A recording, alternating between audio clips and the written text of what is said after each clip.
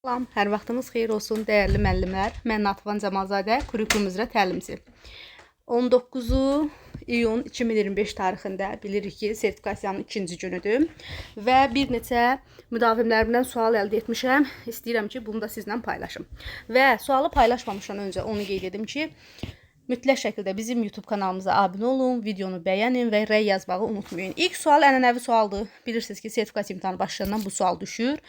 Formativ qiymətləndirmənin xüsusiyyətini müəyyən edin deyir. Formativ qiymətləndirmə nə idi? Hər bir təhsil alanının təhsil proqramının müəyyənləşdirilməsi, məzmun standartının mənimsənilməsinə yönəlmiş fəaliyyəti izləmək. Yadınızda saxlayın.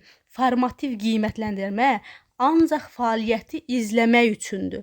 Fəaliyyəti izləyir, şagirdin qarşısına dərs zamanı çıxan çətinlikləri müəyyən edib, onu aradan qaldırmaq üçün aparılan bir qiymətləndirmədir.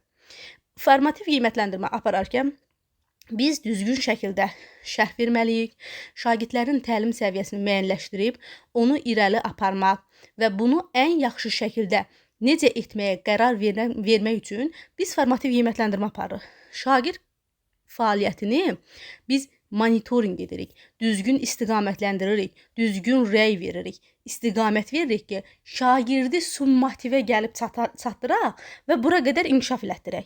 Deməli, formativ qiymətləndirmə məzmun standartının mənimsənilməsinə yönəlmiş fəaliyyəti izləmək üçündür. Və formativ qiymətləndirmənin xüsusiyyəti nədən ibarətdir?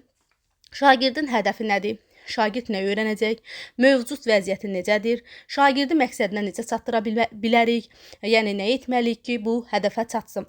Və vacib xüsusiyyətləri də odur ki, biz təlim nəticəsinə uyğun şəkildə formativ qiymətləndirməni həyata keçirməliyik. Qiymətləndirmə meyarı olmalıdır. Effektiv əks əlaqə, davamlı müşahidə olmalıdır. Bu, ənənəvi deməli sertifikasiya sualıdır ki, hər il düşür. Növbəti belə bir sual düşübmüş ki, bir neçə marketdə, yəni deyirəm ki, bunu da qeyd edim ki, suallar bizə çatdırılan qədərdir. Yəni, ağızdan ağıza keçən. Yəni, müəllim çıxıb, o həyəcanla balını mənə deyib və deyir ki, müəllim, sual bu düşmüşdü. Yadımda qalan budur. Ona görə deməyin ki, sonra şərhlərdə yazırlar ki, sual belə deyildi, belə idi. Yəni, biz o imtahanda girməmişik ki, biz də eşitdiyimizi paylaşırıq ki, kimlərəsə köməyimiz dəysin. Bir neçə marketdə endirim var. Hansı marketdən məhsul almaq daha sərfəlidir? Bir neçə market endirim elan edibsə, təhlil edəcəm, ən yaxşısı, ən deməli ucuz olandan gedib alacam da, endirimi çox edəndən gedib alacam. Təbii ki, bu idrak taksonomiyasının təhlil mərhələsinə aiddir. Bir də deyir ki, müəllim, yadımda qalan qədər deyir, sual belə idi ki, müəllim uşaqlara deyir ki, bufetdəki məhsulların kalorisi və qiymətini hesablayın. İnteqrasiya sualı imiş, deyəsən beləymiş situasiya.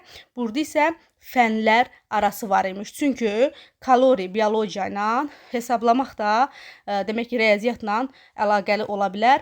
Bu fənlər arası inteqrasiyadır. Müəllimlər, onu da qeyd edim ki, artıq imtahan mərhələsi yekunlaşır və müsahibə mərhələsi başlayır. Müsahibə dərslərimizə biz iyul ayından start verəcəyik. Dərslərimizə qoşulmaq üçün 050 837 0305 nömrəsinə yazaraq müsahibə dərslərimiz haqqında geniş məlumat əldə edə bilərsiniz. Gün ərzində digər ixtisasların da bu ibtidai sinif müəllimlərinə düşən suallardır. Digər ixtisas müəllimlərinin də sualını qısa bir zamanda paylaşacağam. Gözünüz YouTube kanalımızda olsun.